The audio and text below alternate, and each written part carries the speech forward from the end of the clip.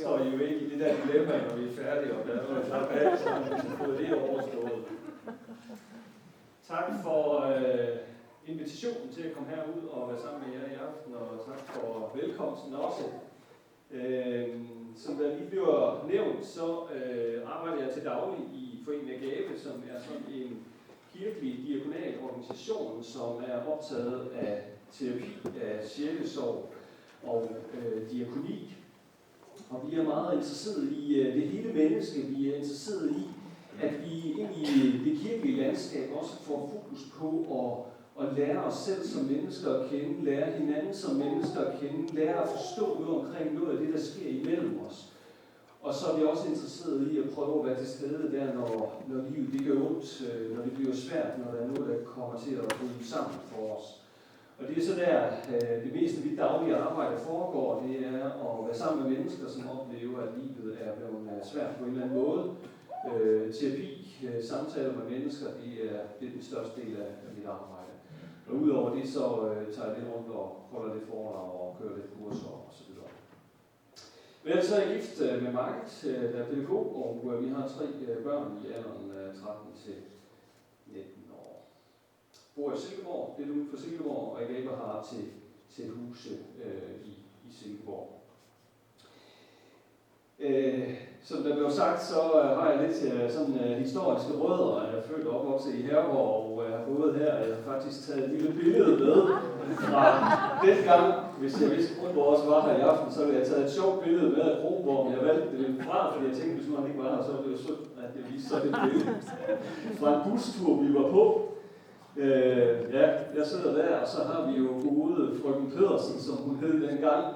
Den havde vi det rigtig godt med og rigtig sjovt med, og de her, der kender Christian Andersen, ved, at han kan få selv en stiv frøken Pedersen til at skrælle af grine. Så det har været nogle rigtig sjove timer, vi havde her i 8. klasse.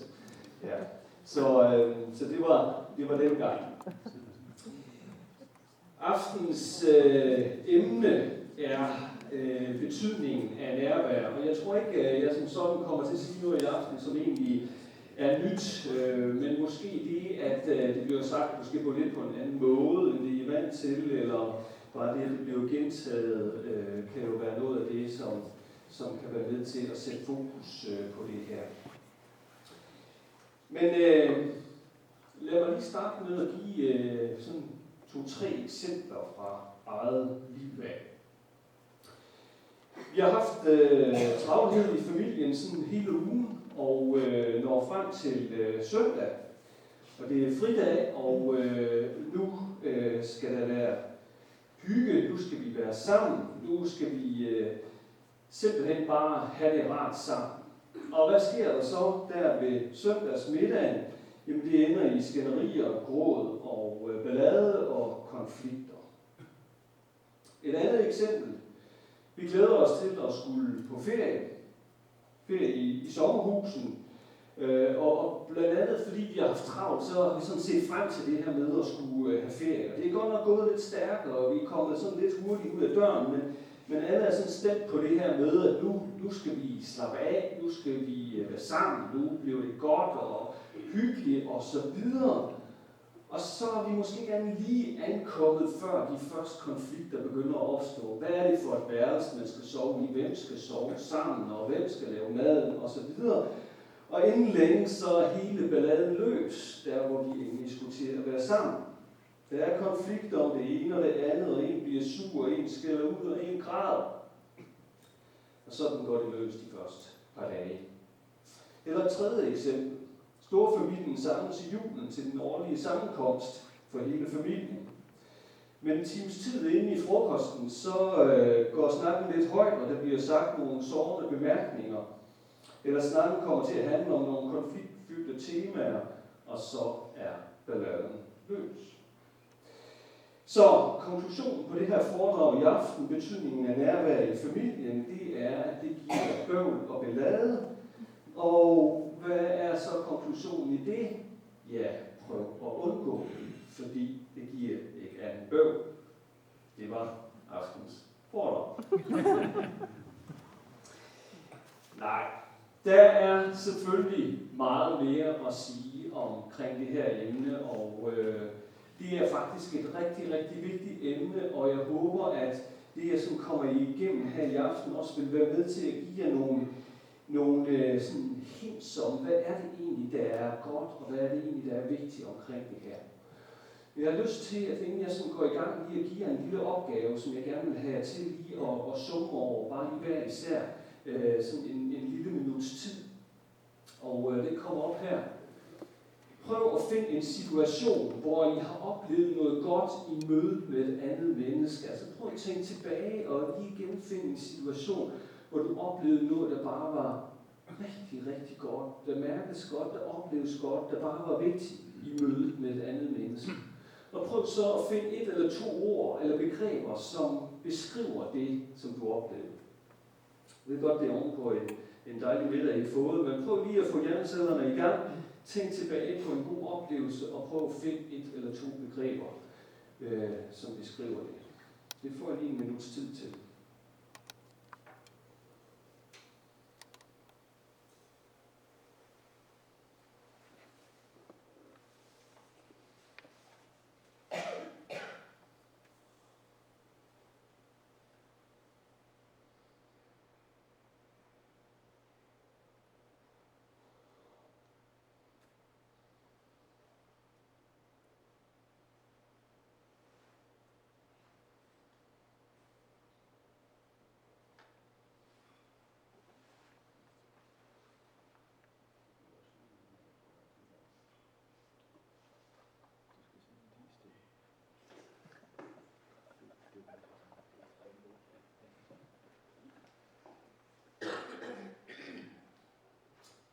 Ja, må jeg lige prøve at høre eksempler på begreber, der kan beskrive det, som I sådan genfandt i det. Smil. Smil, ja.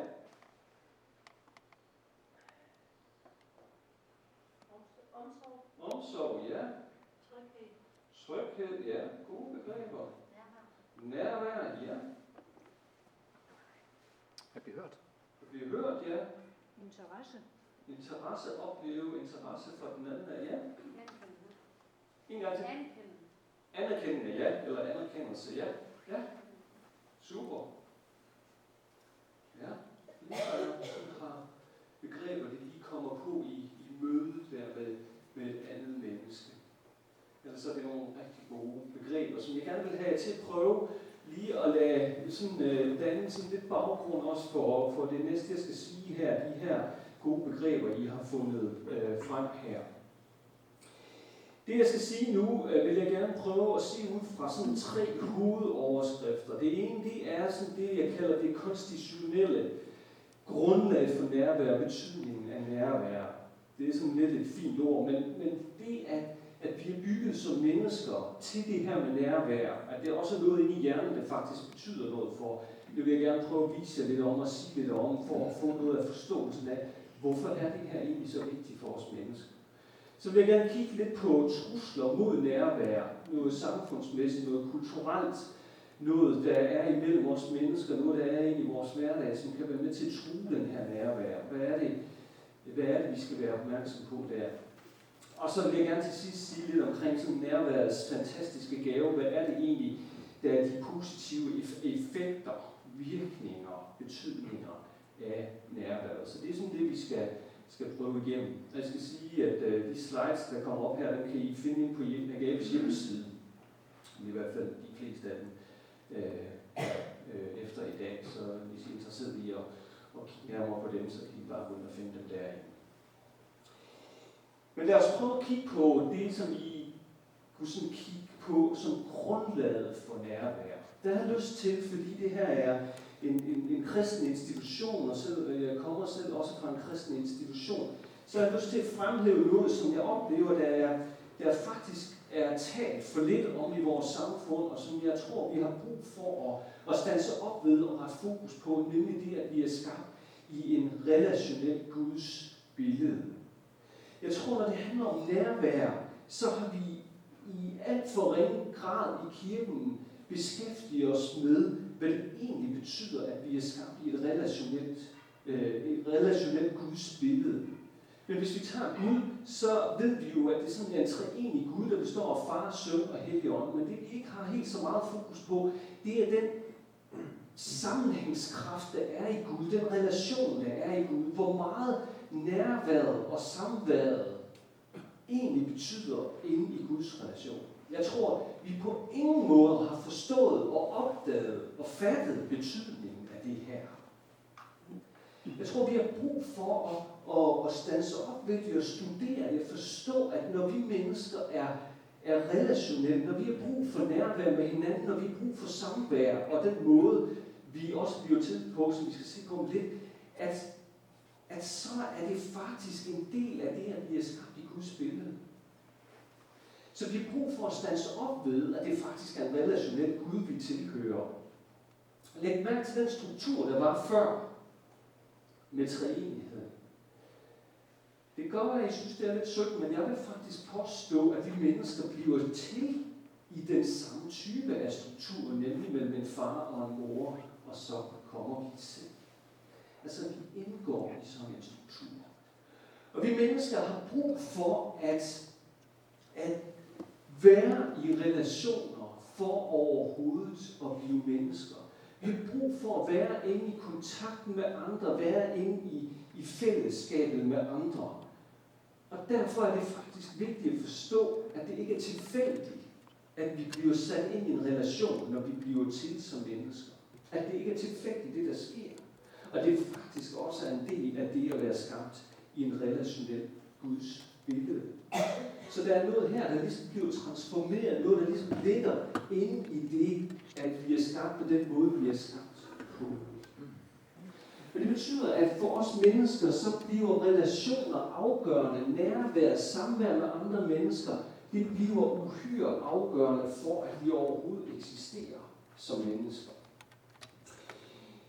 Og det har altså noget at gøre også med den hjerne, vi har, og dens udvikling. Fordi det er sådan, at vores hjerne, den allerede fra fødslen af er super parat til at indgå i relationer. Og faktisk er det sådan, at hjernen den formes af relationer. Når vi bliver født, så har vi både arme og ben og en krop, men det eneste arme og ben og krop skal gøre, det er at vokse sig større. Vi har også en hjerne, men hjernen skal ikke bare vokse sig større. Den er 25% af den voksne vægt, når vi bliver født, og 90%, når vi er 3 år gamle. Men hjernen skal ikke bare vokse sig større i volume, den bliver simpelthen formet efter fødslen. Og det vil sige, at det er meget afgørende for os mennesker, hvad det er for nogle relationer, vi indgår i, fordi hjernen den bliver simpelthen formet ind i de her relationer. Inde i den her røde cirkel i hjernen, som er det inde i hjernen, der ligger sådan cirka herinde midt i. Det er noget, der hedder det limbiske system. Det er lige meget, hvad det hedder, men det er sådan følelseshjernen, og det er, der også sidder nogle centrale områder for hukommelser og oplevelser og sanser osv. Når vi bliver født, så er den inderste del af hjernen, den er super parat til at modtage information. Men hvordan den bliver formet, er dybt afhængig af, hvordan vi indgår i samspil med andre mennesker. Og det her er altså noget, vi skal have fat i for at forstå, hvorfor er det der med relationer, hvorfor er det der med nærvær, hvorfor er det der fællesskab med et andet menneske, hvorfor er det simpelthen så afgørende? Ja, det er fordi vi mennesker er bygget på den måde. Vi er bygget med en hjerne, som er dybt afhængig af, at det her kommer i spil, altså samværet med andre mennesker. Vi er bygget til, at mennesket kan ikke bare fødes alene ud et eller andet sted, og så få proppet noget mad ind, og så bliver det til et menneske, for det bliver ikke til et menneske. Et af de steder, vi kan se det her meget tydeligt, det er jo omkring sprogudviklingen. Vi ved, at hvis der ikke er nogen, der taler til os, hvis ikke vi hører noget sprog, hvis ikke vi hører noget lyde, så udvikler vi simpelthen ikke et sprog. Så udvikler vi bare nogle dyriske lyde eller et eller andet. Så forudsætningen for, at vi kan udvikle et sprog, det er, at der er nogen, der går ind i det her samspil. Og det er sådan meget kendt for os, meget naturligt for os, og det tænker vi egentlig slet ikke over. Men vi ved godt, det er afgørende. Men hvad der er afgørende for sproget, er langt mere afgørende for det handler om at egentlig at blive et menneske. Det at udvikle de sociale kompetencer, det at kunne være sammen med andre mennesker, i det hele taget det at opleve sig selv værdifuld og blive et helt menneske, det er dybt afhængigt af, at vi er inde i nogle relationer med nogle andre mennesker. Og det vil sige, at vi har nogle medfødte egenskaber til at gå ind i det her, men er dybt afhængige af det. Lad os bare prøve lige at kigge på eksempler på, hvordan sådan nogle ting egentlig spiller sammen, og hvor der er eksempler på, hvor tæt samspillet egentlig er. Der er 3 billeder af 3 uger gamle babyer. Og man kunne så tænke, om det er meget tilfældigt, hvad det er for nogle ansigtsudtryk, de har, de her 3 uger gamle babyer. Det er det bare ikke, fordi de er kommet på baggrund af at se det her ansigt. Og det betyder, at den her 3 uger gamle baby simpelthen kan respondere noget på et ansigtsudtryk, det ser. Altså det her, det foregår jo ikke bevidst. Det er jo ikke sådan, at barnet er meget bevidst om, at nu vil det vise et ansigt på samme måde. Her har vi igen en par baby-ansigter. De er 3 dage gamle, og det er heller ikke tilfældige ansigtsudtryk, vi har fat i her. Det er altså en genspejling af noget af det, som barnet ser derude. Og faktisk er det sådan, at man har fundet ud af, at hjernen er bygget på den måde, at vi ligesom har sådan nogle måder at reagere på omgivelserne på. Man kalder det spejlneuroner. Neuroner, det er sådan hjerneceller, men sådan nogle spejlaktiviteter.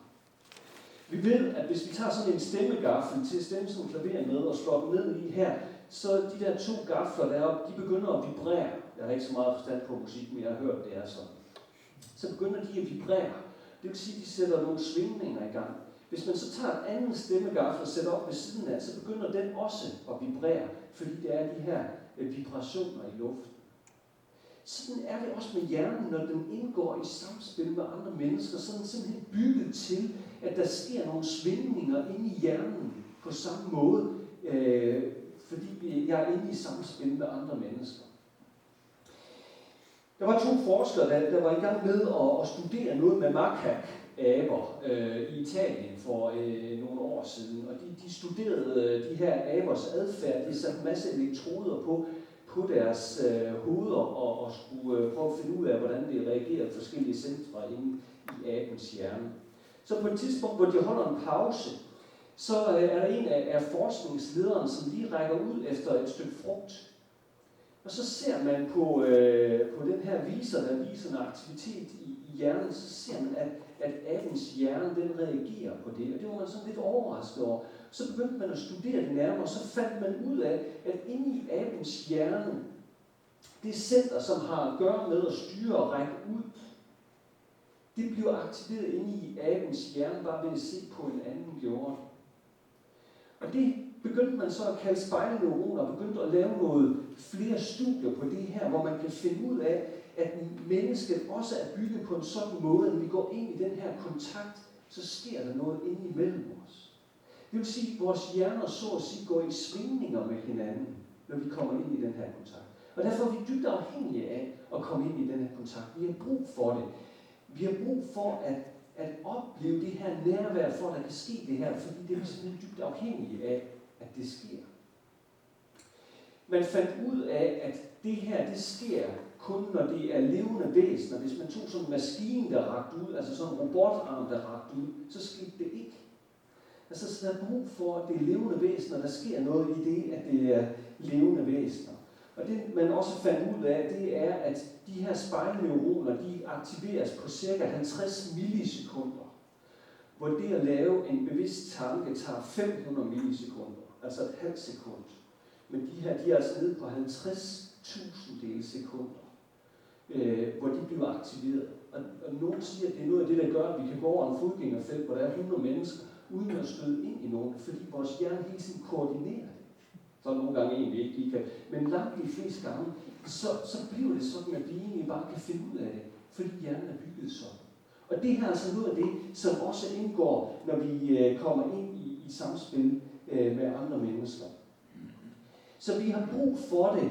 Vi har brug for det at være inde i fællesskab med andre. Vi er bygget til at kunne relatere os til andre. Det er også det, der gør, når mor skal made babyen, og så åbner hun selv munden, når hun skal have babyen til, eller når far sidder derhjemme i sofaen og ser fodbold, ikke? Og så så kan han næsten mærke, at det sparker i benene, der når SIF lige er ved at score. De scorede for mange mål sidst spillet. Ja, vi har sådan en for sjov fodboldhold i Silkeborg.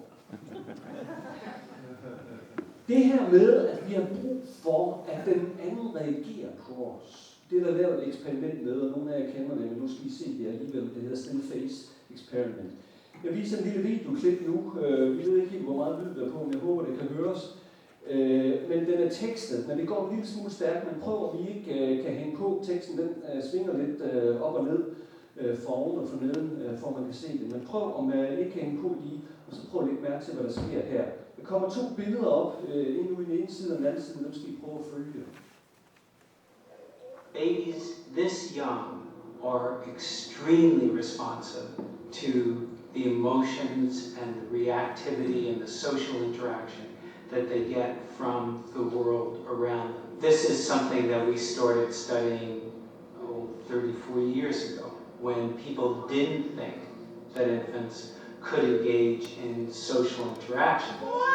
And the still face experiment that the mother did was she sits down and she's playing with her baby who's about a year of age.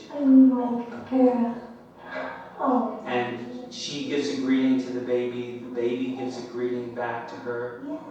This baby starts pointing at different places in the world, and the mother's trying to engage her and play with her. They're working to coordinate their emotions and their intentions, what they want to do in the world. And that's really what the baby is used to.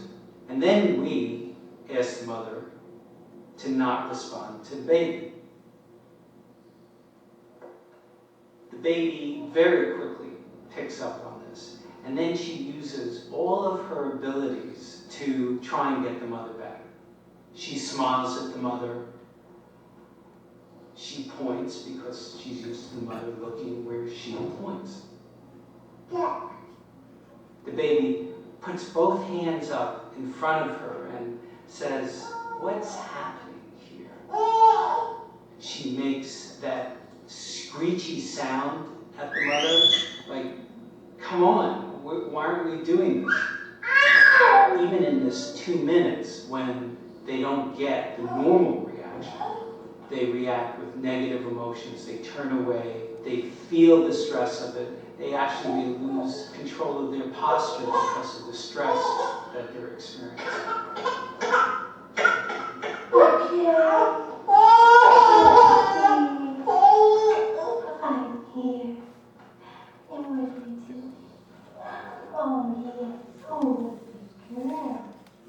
It's a little like the good, the bad, and the ugly.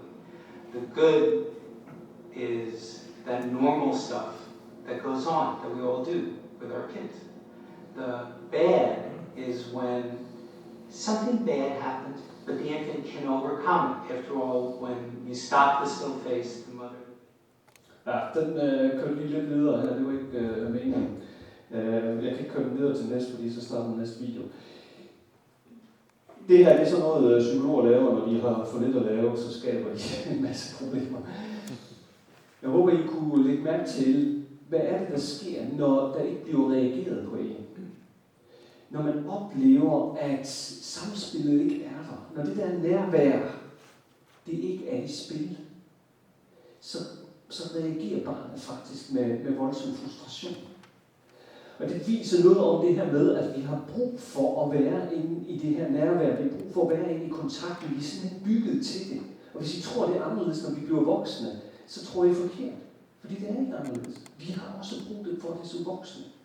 Vi har brug for at indgå i den her kontakt med hinanden, fordi vi er bygget til det. Vi skal se et lille videoklip mere nu, som er med en af de førende forskere i verden omkring relationer, omkring betydningen af det at være sammen med andre mennesker. Daniel Siegel hedder han. Det er også bare lige sådan en par minutters klip, vi skal se med ham. Men noget af det, han er inde på at fortælle også, det er, hvor afgørende relationer egentlig er for os. Og det synes jeg er interessant, at forskning inden for psykologien, inden for specielt de sidste 10 år, i høj grad har sat fokus på det her med, at samværet mellem mennesker, det er altså meget, meget betydningsfuldt for os. Prøv at se, hvad han siger. That's the next arc. What about relationships? Well, we're going to see that this brain we're going to get into in a moment has the capacity to make relationships work really well, and people actually thrive and feel good about themselves and good about others. So you develop kindness and compassion toward yourself, really important place to start, and kindness and compassion toward others. So this R of relationships really looks at all the research on well-being and says, the number one factor, whether you're looking at mental health, physiological health, medical health, longevity, or happiness, the number one factor in all those studies is relationships. How we have connections, positive connections with other people, is the best predictor of all those things. In fact, if you study wisdom, you find that wisdom is based on having these positive relationships. And you probably have heard these amazing studies which show that when you are given, let's say, $20, and you're asked to either spend it on yourself or give it in the service of someone else, gift it to someone else, the circuits in your brain that show you did the right thing, these reward circuits driven by a transmitter called dopamine, they get active when you give to someone else, which goes along with the study that when you give in service of other people, you actually are happier yourself. So if you want to be happier, actually think about someone else. That's the lesson of that. So relationships in schools can teach all of that. Det Daniel Siegel siger her, det er, at når vi indgår i relationer, så sker der faktisk noget meget afgørende for vores generelle trivsel. Vi har brug for relationer, vi har brug for nærværet, altså de positive relationer. Det er det, der er med til at øge levetiden for mennesker. Det er noget af det, han refererer til, at undersøgelser viser. Så vi har brug for det, der sker noget endnu her. Men han citerer faktisk også en lidt interessant undersøgelse, at det at gøre noget godt for et andet menneske, er faktisk med til at gøre os gladere. Altså det at gå ind og hjælpe et andet menneske, eller bidrage med noget positivt til et andet menneske, har faktisk en positiv virkning tilbage på os selv, så vi selv bliver gladere.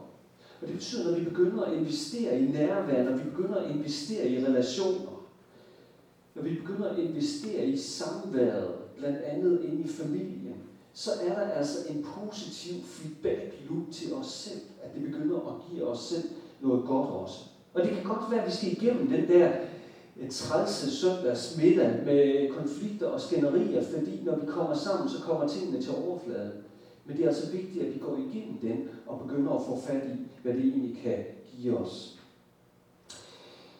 Nu skal vi kigge en lille smule på trusler mod nærværet. Hvad er det egentlig, det kan være med til at true nærværet? Og der er rigtig mange ting, vi kunne komme ind på her. Jeg har nogle få ting, jeg vil prøve at fremhæve, som jeg i hvert fald oplever, der spiller en rolle i det her.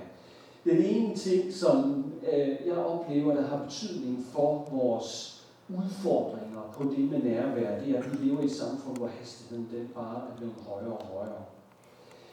Hele pulsen i samfundet, den måde vi bevæger os på, den måde tingene kører på i hverdagen, det er sådan tegnet og tilrettelagt, det er inde i skemaer, det kører punktligt, og hastigheden er rigtig høj.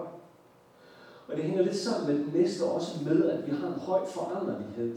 Altså ting forandrer sig hele tiden, ting bevæger sig hele tiden. Og det vil sige, at jeg ved ikke, hvad det er, der larmer i højtalerne. Nå, det må de finde ud af teknikerne.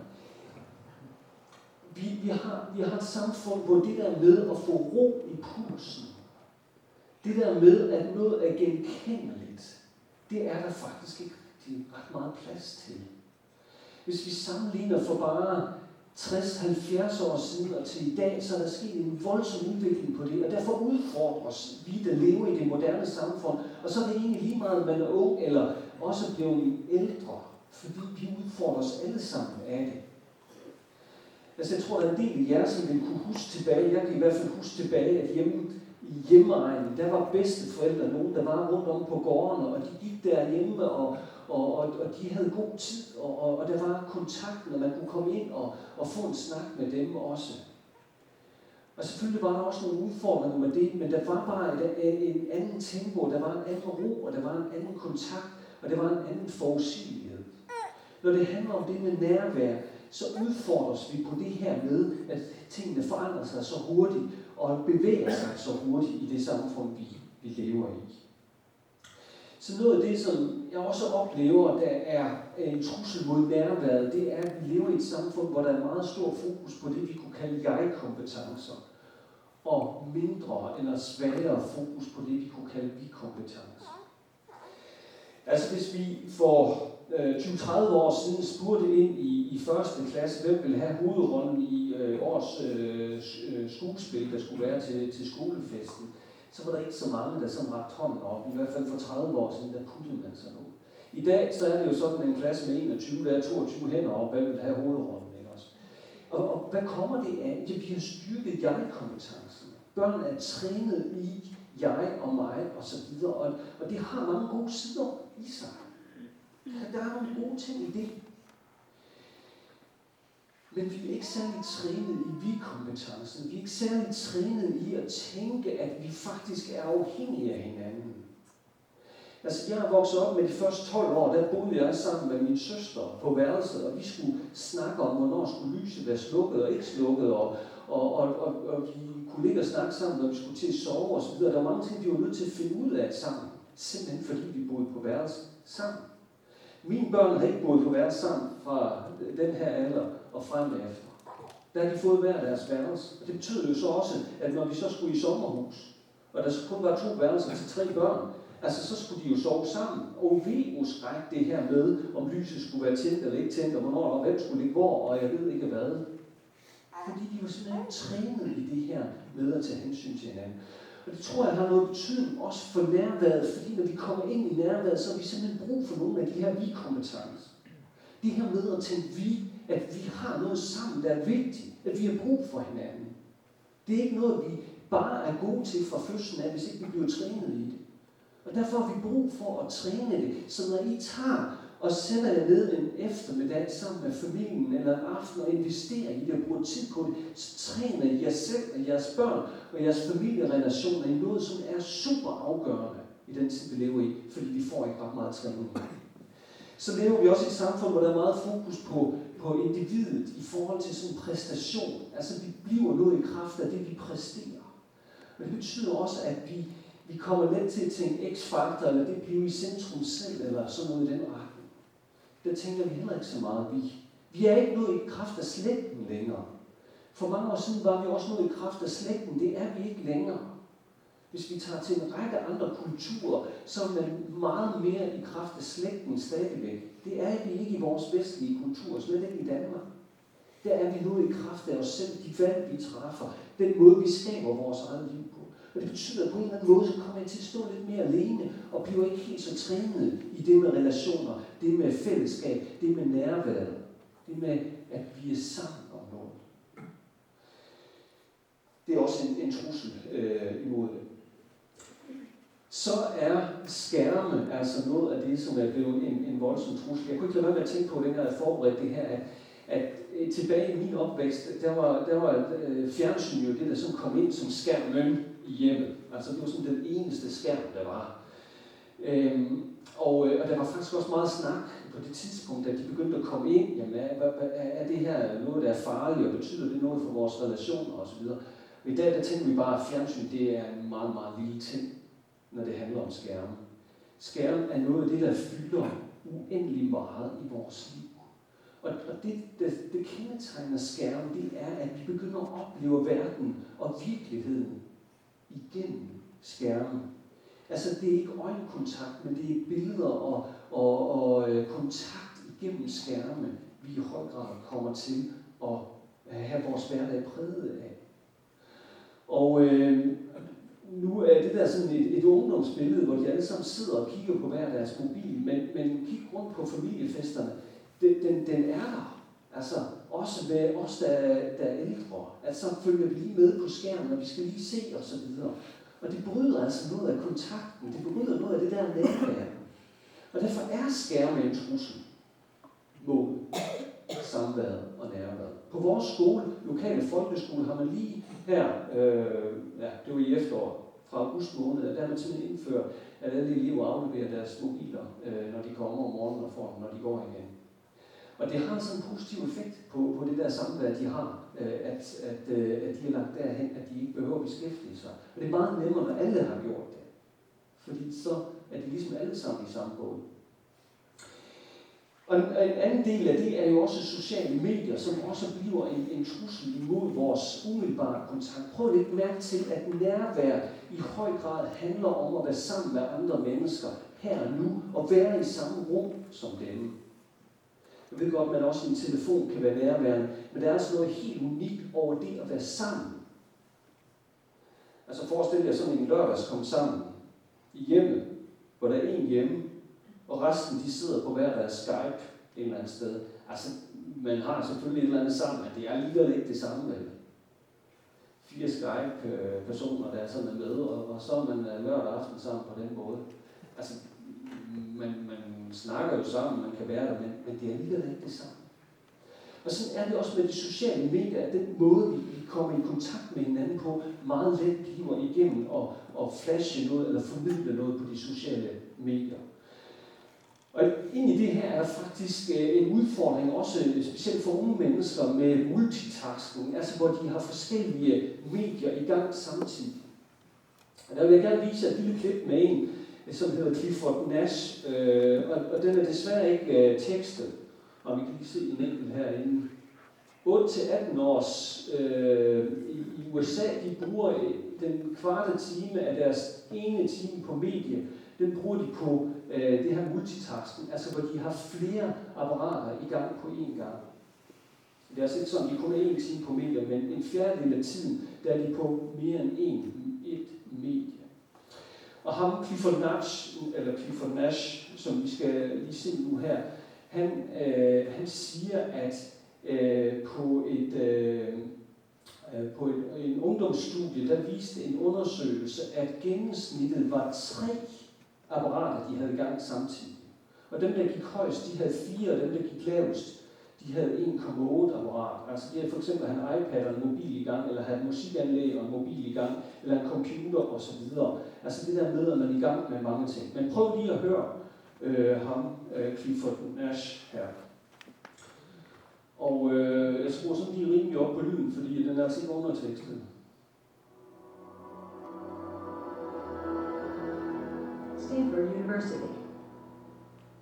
Thanks for coming in. Back in 2010, we decided to study what would happen when kids were chronically multitasking, using email while on Facebook, while trying to do their homework, while listening to music, and texting, etc., etc. Would it change the way their brains work when they weren't multitasking?